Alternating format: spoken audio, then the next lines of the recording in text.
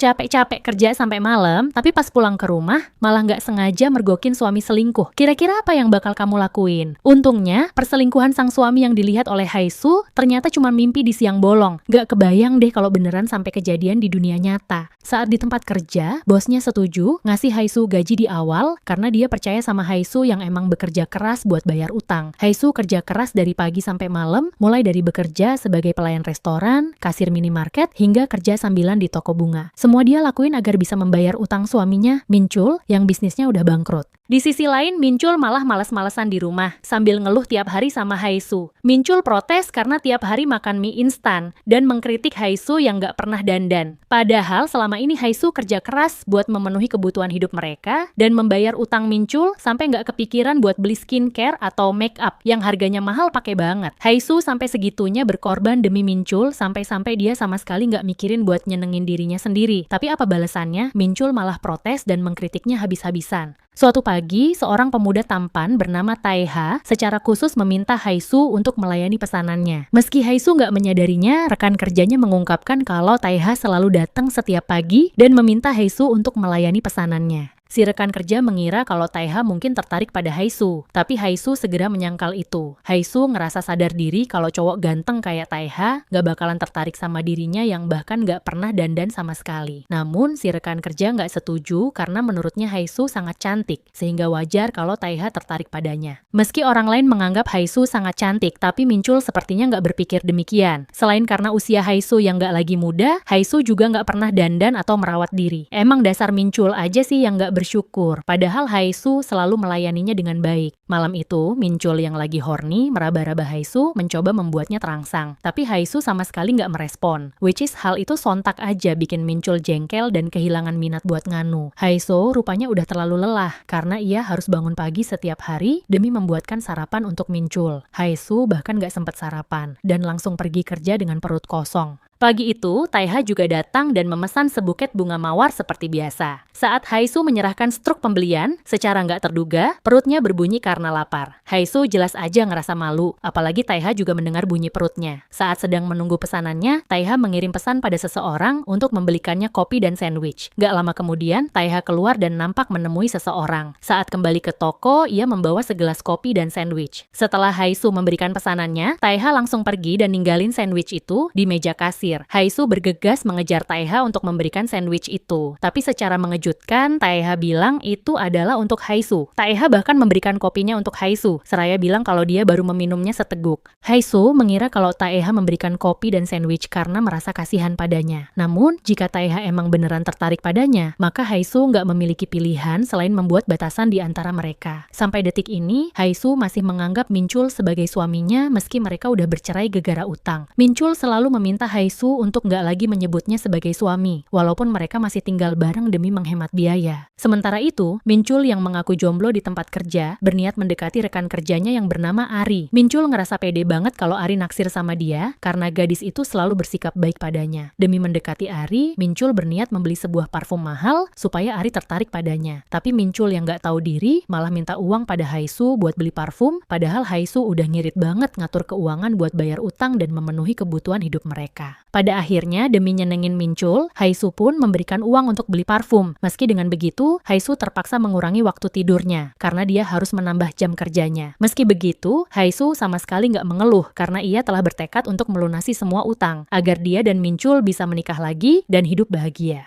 Suatu malam, Taeha ngajak temennya, Dongwook, untuk makan malam di restoran tempat Haisu bekerja. Dongwook sontak aja mikir kalau Taeha random banget karena tiba-tiba ngajak dia ke sebuah restoran murah pinggir jalan, which is bukan selera mereka banget. Tapi dia nggak mau ambil pusing, karena Taeha bakal traktir mereka. Haisu nampak terkejut saat Taeha datang bersama teman-temannya. Ia teringat kembali perkataan rekan kerjanya tentang Taeha yang mungkin tertarik padanya. Alih-alih senang, Haisu malah berniat menegaskan batasan di antara mereka. Saat mereka sedang makan, salah satu teman Taeha yang bernama Hiji ternyata menyadari kalau Taeha selalu memandang ke arah Haisu. Taeha bahkan terang-terangan mengatakan kalau ia memang mengenal Haisu, walaupun ia tahu kalau Hiji naksir padanya sejak lama. Keesokan paginya, Haisu sengaja menghindari Taeha dan meminta si rekan kerja untuk melayani pesanan Taeha. Gak tahu kenapa, Haisu ngerasa malu untuk sekedar bertatap muka sama Taeha sejak Taeha datang ke restoran tadi malam. Saat hendak pulang, hujan turun sangat deras, tapi payung Haisu malah rusak. Haisu Haisu berniat untuk nekat hujan-hujanan, tapi secara nggak terduga, Taeha muncul dan menawarkan payung untuknya. Haisu awalnya menolak tawaran Taeha dengan sopan, tapi hujan sepertinya nggak bakal berhenti dalam waktu dekat, sehingga ia pun akhirnya menerima tawaran Taeha. Haisu ngerasa canggung ketika sepayung berdua dengan cowok ganteng seperti Taeha. Haisu juga ngerasa nggak enak, karena berpikir kalau Taeha udah punya pacar. Haisu rupanya mengira kalau Hiji adalah pacarnya Taeha, tapi Taeha segera saja menyangkal hal itu, dan meminta Haisu untuk percaya padanya. Di waktu yang bersamaan, sebuah mobil melaju dengan kecepatan tinggi ke arah mereka. Taeha secara spontan langsung mendesak Haisu ke dinding untuk melindunginya, membuat tubuh mereka saling bersentuhan satu sama lain. Haisu dapat merasakan sesuatu yang besar dan keras menekan perutnya, dan Taeha sepertinya menyadari hal itu karena ia malah menggoda Haisu. Melihat Haisu yang merasa nggak nyaman, Taeha pun mengatakan kalau tubuhnya emang besar sehingga mampu melindungi Haisu dari cipratan air. Saat mereka melanjutkan perjalanan, Taeha bilang kalau dia emang tertarik pada Haisu dan ingin mengenalnya lebih dekat. Mengetahui kalau Taeha jauh lebih muda darinya, Haisu pun ngelarang Taeha buat deketin tante-tante seperti dirinya. Apalagi Taeha sangat tampan dan populer di kalangan para gadis seusianya. Karena Haisu udah bersabda demikian, Taeha pun nurut dan lantas pergi gitu aja setelah mengantar Haisu ke rumahnya. Setibanya di rumah, Haisu menyadari kalau Minchul lupa membawa payung. Haisu pun berinisiatif menjemput Minchul di tempat kerja agar ia nggak kehujanan. Saat Haisu tiba di sana, ia memergoki Minchul yang lagi sepayung berdua dengan Ari, dan mereka nampak begitu akrab. Saat Ari menanyakan tentang Haisu, Minchul malah bilang kalau Haisu adalah kerabatnya. Minchul nampak kesal karena Haisu menjemputnya, padahal ia ingin menghabiskan waktu lebih lama dengan Ari. Melihat kedekatan Minchul dan Ari jelas aja membuat Haisu ngerasa curiga. Tapi Minchul menegaskan kalau mereka adalah rekan kerja, sehingga wajar jika mereka dekat satu sama lain. Keesokan harinya Taeha datang ke toko bunga seperti biasa, tapi secara nggak terduga, ia mengabaikan Haisu. Sudah 2 minggu berlalu sejak Haisu melarang Taeha untuk tertarik padanya, Taeha dengan cepat menjauh dari hidupnya. Haisu ngerasa sedikit lega sih, tapi di sisi lain ia juga ngerasa kesepian karena Minchul juga seakan menjauh darinya. Minchul beralasan kalau dia sangat sibuk di kantor sampai jarang banget membalas pesan Haisu, apalagi menjawab teleponnya. Saat di restoran, seorang pelanggan pria nampak tertarik dengan Haisu yang berwajah cantik meski nggak pernah dandan dan memiliki tubuh aduhai idaman para lelaki. Pria itu mencoba merayu Haisu, tapi Haisu mengabaikannya, sehingga ia malah membuat keributan dan menyuruh Haisu untuk meminta maaf sambil berlutut di hadapannya. Haisu yang nggak ingin bosnya tertimpa masalah karena dirinya, lantas berlutut dan meminta maaf kepada pria itu meski si bos dan para rekan kerjanya berusaha membelanya. Setelah restoran tutup, si bos memberitahu Haisu kalau ia nggak perlu sampai berlutut seperti itu, karena Haisu nggak salah. Si bos berniat mengantar Haisu pulang, tapi Haisu mengatakan kalau ia akan bekerja paruh waktu di minimarket. Si bos jelas saja merasa kaget karena Haisu masih harus bekerja meski udah larut malam. Haisu sebenarnya juga udah ngerasa lelah banget sih, tapi ia masih membutuhkan uang untuk membayar utang-utangnya. Sementara itu, Taeha diam-diam mengikuti si pelanggan pria yang mengganggu Haisu di restoran. Taeha lantas menendang pria itu hingga tersungkur dan menyuruh pria itu untuk memukulnya. Setelah itu, Taeha menghajar pria itu habis-habisan untuk memberinya pelajaran karena telah mengganggu Haisu. Saat Haisu sedang bekerja sendirian di minimarket, Taeha tiba-tiba muncul dengan wajah babak belur. Haisu yang tadinya berusaha menjaga jarak dari Taeha, jelas saja nggak bisa mengabaikan Taeha gitu aja dan menawarkan diri untuk mengobati lukanya. Saat Taeha mengatakan kalau dia babak belur karena di keluarganya kekerasan adalah hal biasa, Haisu seketika teringat akan masa lalunya, di mana ia juga sering mengalami kekerasan fisik di rumahnya. Pada akhirnya, Haisu nggak lagi menjaga jarak dari Taeha agar mereka bisa saling mengenal satu sama lain. Nggak cuma itu, Haisu juga nyuruh Taeha memanggilnya tante karena Haisu berpikir kalau ia terlalu tua dipanggil kakak oleh Taeha. Haisu dan Taeha kemudian bertukar nomor telepon agar mereka lebih mudah untuk saling berkomunikasi.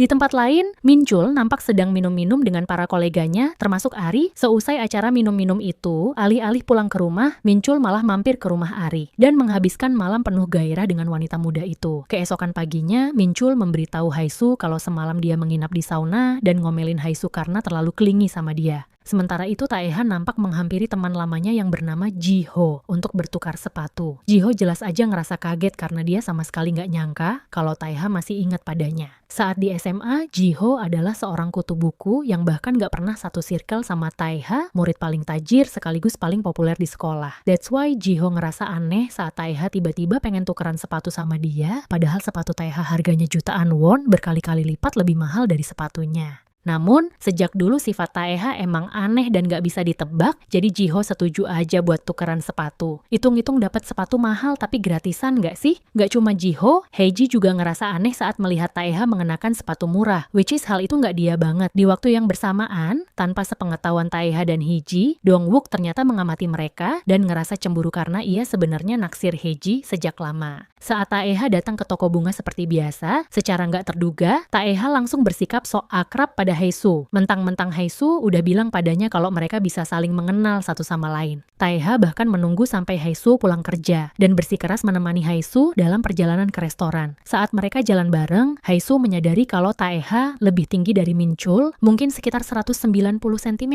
Gak hanya itu, Haesu juga menyadari kalau Taeha mengenakan sepatu yang lusuh. Haesu lantas bertanya kenapa Taeha malah membeli bunga setiap hari, alih-alih membeli sepatu yang lebih bagus. Taeha dengan enteng menjawab kalau nggak ada larangan membeli bunga sekalipun hidupnya kurang beruntung. Jawaban Taeha sontak aja bikin Haesu terperangah sekaligus malu karena ia secara nggak langsung udah mengkritik Taeha. Setibanya di restoran, Haesu pun berterima kasih karena Taeha telah mengantarnya. Taeha nampak tersenyum senang dan memberikan bunga mawar itu kepada Haesu. Sementara itu, hubungan Minchul dan Ari nampak semakin intim. Bahkan mereka nggak segan-segan melakukannya di kantor. Minchul menjadi semakin jarang pulang ke rumah dan mengabaikan Haesu. Di sisi lain, Taeha diam-diam selalu mengawasi Haesu dari kejauhan. Taeha juga kerap menjauhkan masalah dari Haesu agar Haesu bisa bekerja dengan tenang, bahkan pulang lebih awal. Seiring berjalannya waktu, Haesu dan Taeha juga semakin dekat. Taeha selalu mengirim pesan pada Haesu untuk menanyakan keadaannya, atau sekedar menyemangatinya. Meski Haesu ngerasa seneng karena Taeha sangat perhatian, tapi ia terlalu sibuk bekerja sampai nggak sempat membalas pesannya. Meski begitu, Taeha sama sekali nggak marah. Dongwook yang ada di sebelahnya cuma bisa ngerasa heran dengan kelakuan Taeha, yang malah senyum-senyum sendiri walaupun pesannya diabaikan oleh seorang wanita. Saat Haesu sedang memasak, Minchul tiba-tiba memeluknya dari belakang dan mulai merabanya lagi. Walaupun Haesu nggak pernah dandan, tapi Minchul nggak memungkiri kalau tubuh Haesu jauh lebih bagus dari Ari. Dadanya bahkan jauh lebih besar, membuat Minchul seketika bergairah hanya dengan menyentuhnya. Minchul yang udah nggak tahan berusaha merayu Haesu untuk bercinta dengannya, tapi Haesu menolak karena ia harus segera pergi bekerja. Sementara itu, Taeha sepertinya juga mengawasi Minchul dan menyuruh orang untuk memata-matainya. Malam harinya, Taeha berinisiatif mengantar Haesu ke minimarket karena udah larut malam dan dia mencemaskan keselamatan Haesu. Saat melihat Taeha yang mengenakan setelan dan mantel panjang, Haesu merasakan aura Taeha berubah dan ia terlihat seperti pria dewasa yang mapan. Saat Taeha berdiri di belakang Haesu, ia nggak sengaja melihat bekas cipokan Minchul di leher Haesu. Taeha kayaknya ngerasa sebel, tapi Haesu bilang kalau itu bekas gigitan serangga, sehingga Taeha lantas menutupnya dengan plester. Setelah itu, Taeha bertanya kenapa Haesu nggak membalas pesannya, dan ia ngerasa sedih karena hal itu. Haesu nampak kaget saat Taeha berkata demikian. Ia lantas menyadari kalau selama ini ia mungkin aja ngerasa sedih saat Minchul nggak membalas pesannya. Haesu pun meminta maaf pada Taeha, tapi Taeha mengatakan kalau Haesu nggak perlu meminta maaf karena ia cuma pengen merajuk pada Haesu seperti anak kecil. Taeha berpesan agar mulai sekarang Haesu melakukan apapun yang ingin ia lakukan tanpa perlu ngerasa nggak enak sama orang lain. Haesu nampak tersentuh dengan perkataan Taeha. Kata-kata Taeha begitu membekas di benak Haesu hingga Haesu memutuskan untuk membeli setangkai bunga mawar sebagai hadiah untuk dirinya sendiri. Gak lama kemudian, Minchul pulang, tapi ia memberitahu Haesu kalau ia cuma mampir sebentar untuk berganti baju. Saat melihat bunga mawar yang dibeli oleh Haesu, entah kenapa Minchul malah ngerasa horny dan langsung memagut bibir Haesu. Minchul melumat bibir Haesu dengan gak sabar, bahkan ia sudah melucuti pakaian Haesu. Karena buru-buru, Minchul berniat langsung memasuki Haesu tanpa pemanasan, tapi Haesu malah ngerusak suasana dengan menyuruh Minchul memakai pengaman. Minchul jelas aja ngerasa jengkel dan seketika kehilangan minat untuk melanjutkan pergumulan mereka. Minchul bahkan mengatakan pada Haesu kalau sampai kapanpun, Haesu bakal bisa punya anak sekalipun mereka melakukannya tanpa pengaman. Minchul yang frustasi kemudian pergi menemui Ari dan melampiaskan hasratnya kepada wanita itu. Di waktu yang bersamaan, Haesu menemukan bekas lipstik di kemeja Minchul yang dapat dipastikan kalau lipstik itu bukan miliknya karena ia nggak pernah memakai make up. Haesu berusaha berpikir positif karena dia nggak pengen sembarangan menuduh Minchul telah berselingkuh darinya. Biar bagaimanapun, Haesu ingin mempertahankan hubungannya dengan Minchul dan meyakini kalau mereka bisa hidup bahagia selamanya. Malam harinya, saat Haisu sedang bekerja sendirian di minimarket, seorang cowok datang sambil mengenakan helm. Haisu ngerasa sedikit takut, tapi cowok itu nggak lain adalah Taeha yang datang untuk menemui Haisu. Taeha mengatakan kepada Haisu kalau dia baru aja pulang kerja, walau pada kenyataannya dia diam-diam mengawasi Minjul yang lagi selingkuh sama Ari. Taeha kemudian merengek pada Haisu kalau dia belum makan malam. Haisu pun nawarin diri untuk mentraktir Taeha, tapi Taeha nolak karena ia makannya banyak. Taeha lantas meminta Haisu memilihkan makanan untuknya. Namun, saat Taeha mendesak Haisu di rak makanan, Haisu nggak sengaja melihat sesuatu di pergelangan tangan Taeha. Haisu sontak saja mencengkeram tangan Taeha dan menanyakan tentang itu. Taeha mengira kalau Haisu menanyakan tentang tatonya. Tapi secara nggak terduga, Haisu ternyata menyadari bekas luka yang disembunyikan oleh Taeha di balik tato tersebut. Taeha mengatakan kalau itu bukan seperti yang Haisu pikirkan, tapi Haisu tahu kalau Taeha bohong padanya. Meski begitu, Haisu memilih untuk nggak bertanya lebih jauh dan menyuruh Taeha untuk langsung makan aja. Taeha sepertinya masih memikirkan kenapa Haisu bisa melihat bekas luka lama yang berusaha ia sembunyikan di balik tato. Seperti dugaannya, Haisu memang luar biasa dan ia udah nggak tahan lagi melihat Haisu menderita gara-gara Minjul. Taeha rasanya ingin segera menyingkirkan Minjul dari hidup Haisu. Taeha bahkan mengatakan kepada anak buahnya, Lee Jae, kalau ia ingin mengubur seseorang hidup-hidup. Meski Taeha bilang kalau dia cuma bercanda, tapi Lee Jae sempat bergidik ketakutan. Apalagi Taeha benar-benar sangat mirip dengan ayahnya. Beberapa hari kemudian, Haisu semakin frustasi karena tanda-tanda Minjul yang telah berselingkuh semakin jelas. Haisu menjadi nggak fokus bekerja dan nekat mendatangi Minjul di kantornya. Setelah mengumpulkan segenap keberanian,